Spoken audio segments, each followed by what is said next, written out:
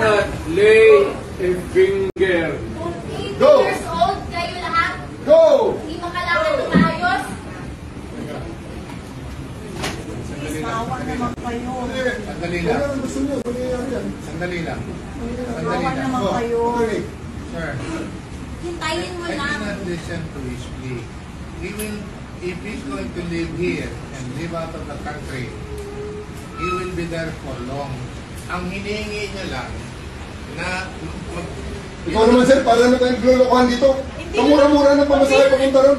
Dalawang anak nandito. Pabira ka naman. Yes sir. Pabira ka naman. Dalawang Sige na. anak lang. Guys, alisin niyo sa inyo. Pabira na kausapin ng ano. Huwag yun ang tingin sa lahilahin na. Sir, pabira ka naman, sir. Huwag kang ganyan, sir. Huwag kang ganyan, sir. Huwag kang ganyan, sir. Humane lang, sir. Humane lang. Humane lang. Humane lang. Humane lang. Humane lang, eh. Humane lang.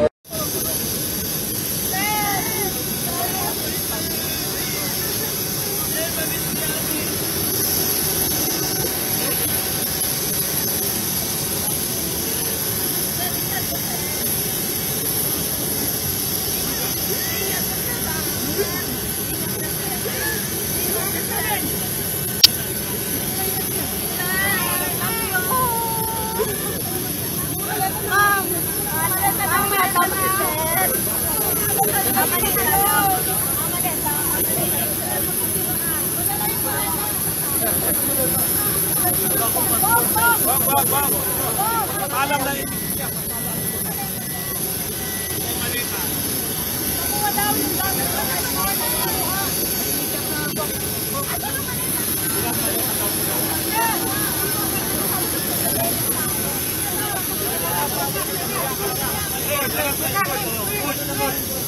Tayo,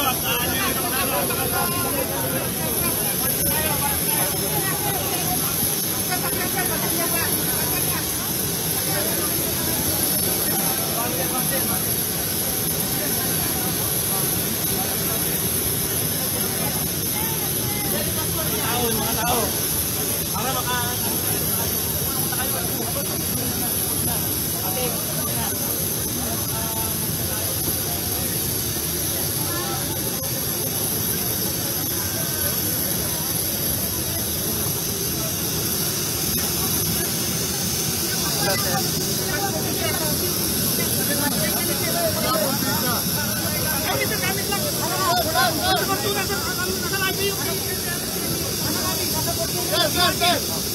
ito yung gamit. Ito yung gamit. Ito na.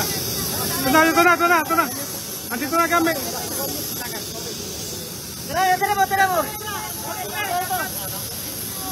Hindi yan. Fortuner daw. Fortuner. May gamit pa daw si Kisaga sa Fortuner. Bilisan. Double. Hindi yan. Sa kanyo.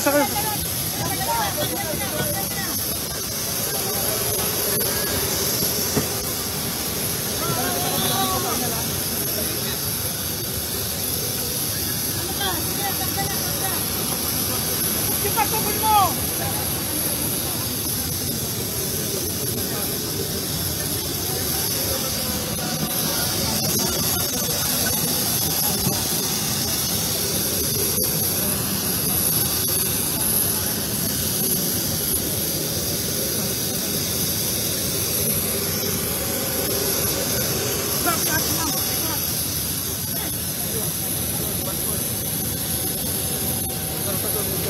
Sagan!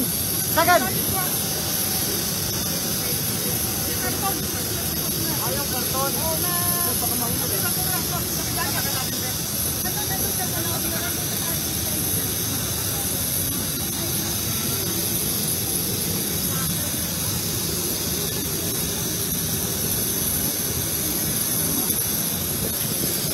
Sir, ingat sir.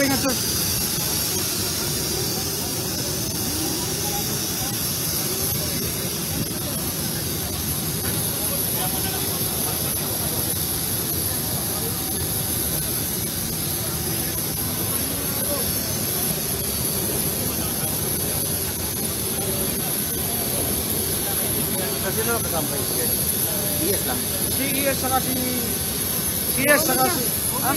Roaming. Roaming saka si Aimee. Aimee, Isagan, yes. Yes. Kasama ka, ma'am? Ma'am, kasama ka? Kasama ka? Okay.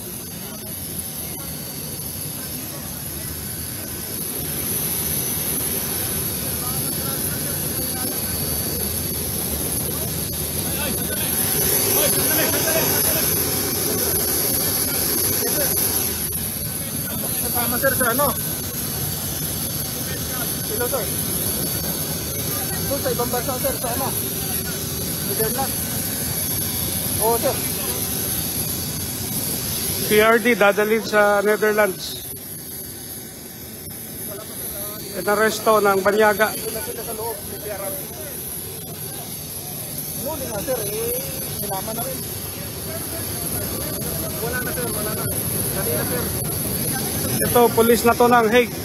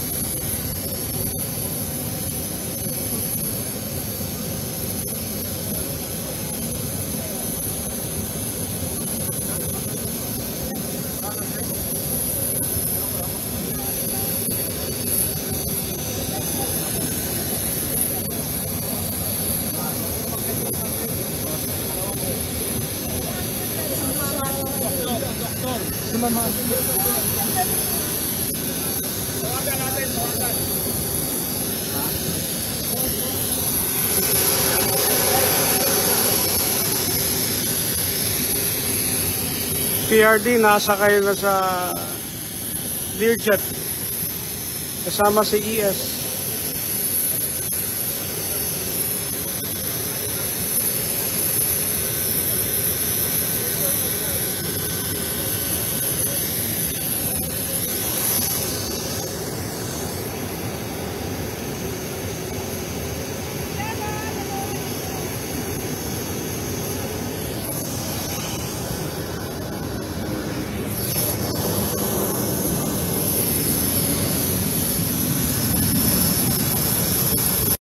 Magandang gabi. Yan naman. Magandang gabi mga kababayan. At ito, magandang balita yung ating natanggap ngayon. Granted yung TRO ng Supreme Court na hindi kailangan ilabas si PRRD. Pero pinipilit na nilang isakay sa aeroplano ngayong oras na ito. Katatanggap lang namin yung advisory sa Supreme Court. Kasama kami ng mga abogado rito. Kami ni na Atty. Torion. At dumating yung tawag sa atin na granted.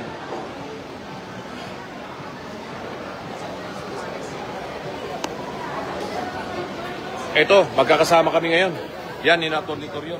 Papunta kami sa Supreme Court para kunin namin yung decision. Granted yung TRO. So, hindi nila mailalabas si PRRD. Pero pinilitan nilang isakay. Talagang kailangan matawagan natin. Matawagan natin yung tower para hindi pa makalipad yung aeroplano. So, yan. Yan mga kabaka, mga minamahal na kababayan Pilipino.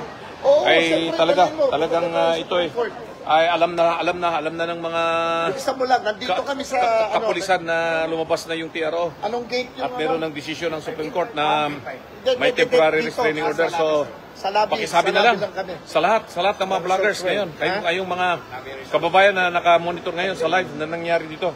Ngayon lang naka-receive kami ng tawag sa Supreme Court At kasama ko si Atty. Torion na siya ang nagsampa ng kaso sa Supreme Court. Ayan, magkasunod kami. Kasunod kami rito. Kami ni na Ipe. Kami ni na Ipe.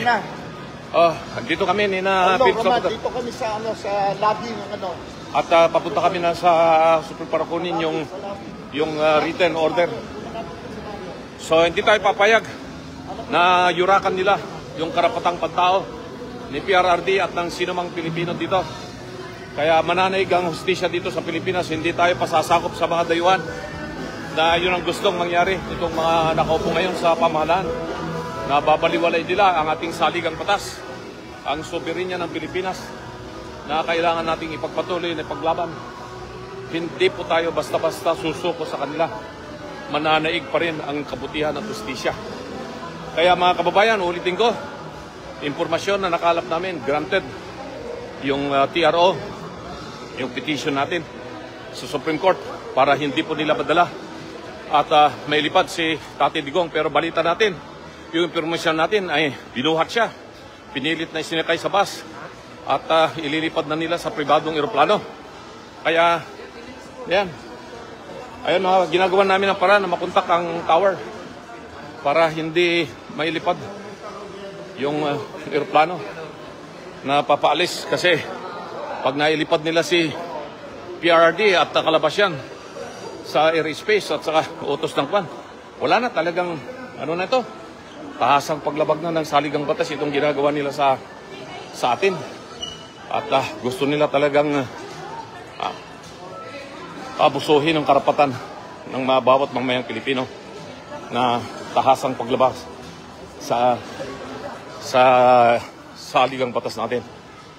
So ayan mga kabaka, kaya tayo ay natutuwa pero naghabol tayo sa oras.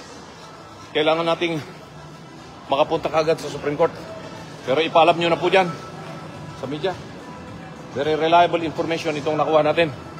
Granted yung PRO ng Supreme Court at kasama natin si Atty. Delzra ngayon. Ban kayo? Itong ban? Hindi po sir, yung isa. Ikaw ba yan? Nakasunod ka sa ban? Yeah. Hindi po. Okay. Ay, hindi pa. Saan na lumabas doon? Wala naman sila sasakyan. Si Atty. Delzra. Asa si Atty. Torion? Si Atty. Torion. Saan?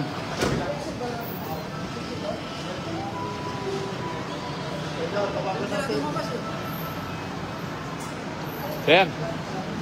Asan sasakyan natin si Gary? Tinawagan mo na?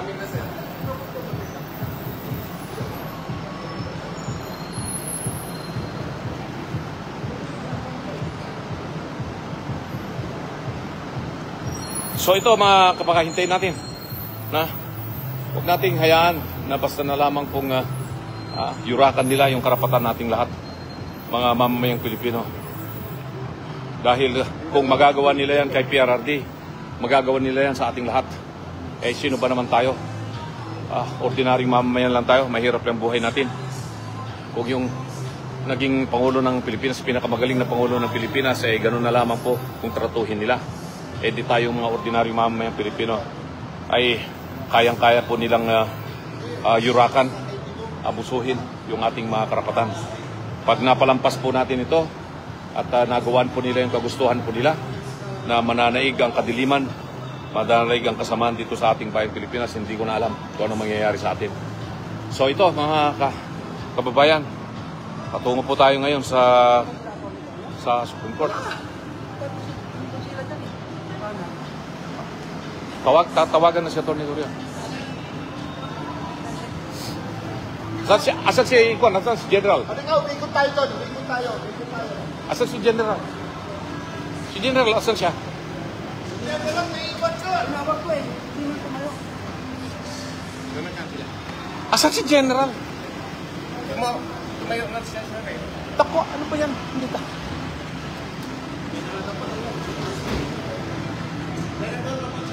Yes.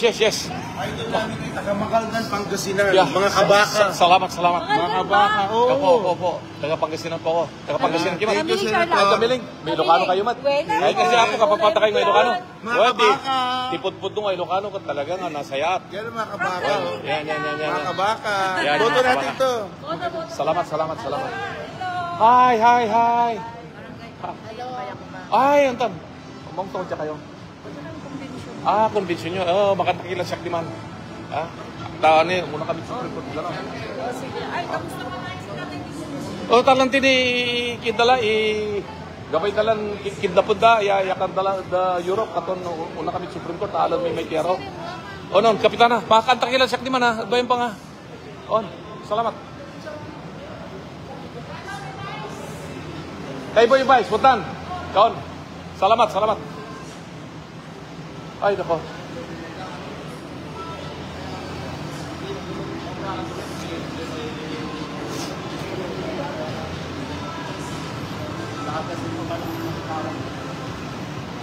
Akala ko kasunod ko sila kanina.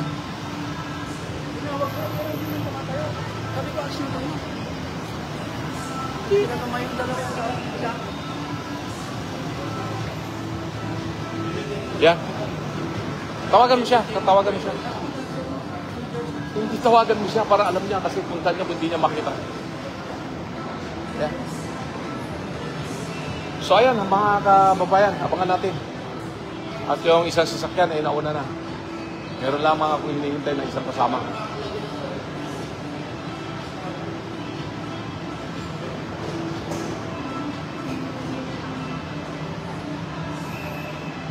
So, time out muna tayo mga kababayan at balitaan ko kayo hanggat kami patungo na doon sa Supreme Court at ayan, time out muna tayo para matapos namin to. Maraming salamat muna sa inyo. Maraming salamat mga kababayan.